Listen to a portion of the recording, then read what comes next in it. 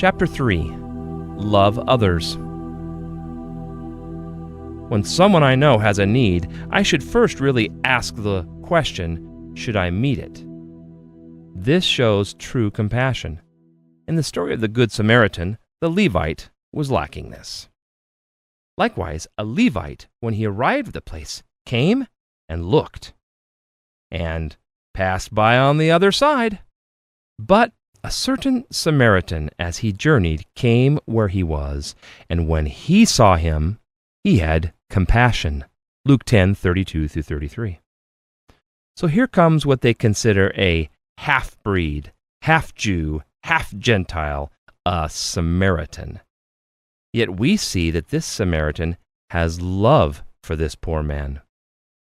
So he went to him and bandaged his wounds, pouring on oil and wine, and he set him on his own animal, brought him to an inn, and took care of him. On the next day when he departed, he took out 2 denarii, gave them to the innkeeper, and said to him, "Take care of him, and whatever more you spend when I come again, I will repay you." Luke 10:34-35. This is an example of physical, practical love. Think for a moment about the practicality of this. The Samaritan's promise to repay the innkeeper for this man's care was extremely risky. What if this man was a big eater? What if he were to need a doctor? What if he had fine taste in clothing? Too much thinking about the details might have changed his mind. It can be risky to help people out. That's why Jesus said to give, and don't expect anything in return. Luke 6:35. Many times you will receive nothing but hurt in return for your help. So let us give, not with the intent to receive, but out of our love for Christ. Amen? Perhaps loving others is simpler than we make it out to be. Practical loving means doing something good. Why do we make it more complicated than that? Do you want to change your community? Then love one another. Love the people. Let them vandalize your car. Let them steal from you. Let them abuse you. Just love them. Perhaps then you will radically change the community by the simple act of love. In 1 John 3 and 4, John pleads with us to love. I've got an old message. Love. 1 John 3:11.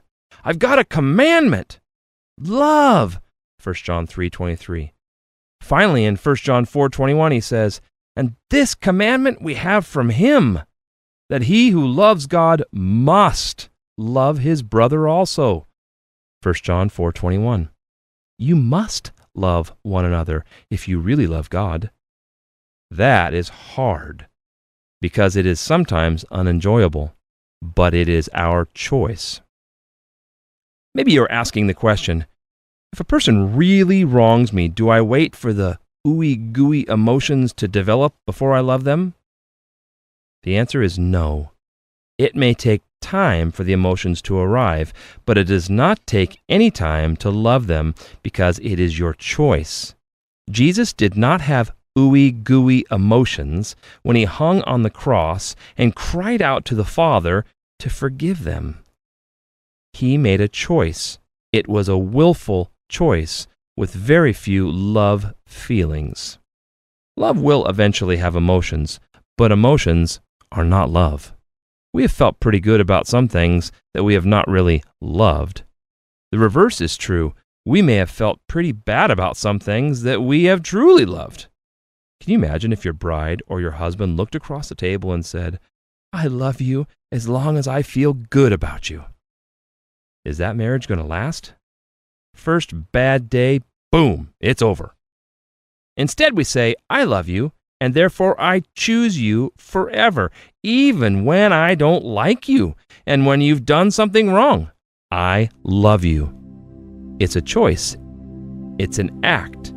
It's a willful decision. Thank you for listening to the audio version of His Final Words, a discipleship manual by Travis Hunt. This audiobook will continue in the following videos.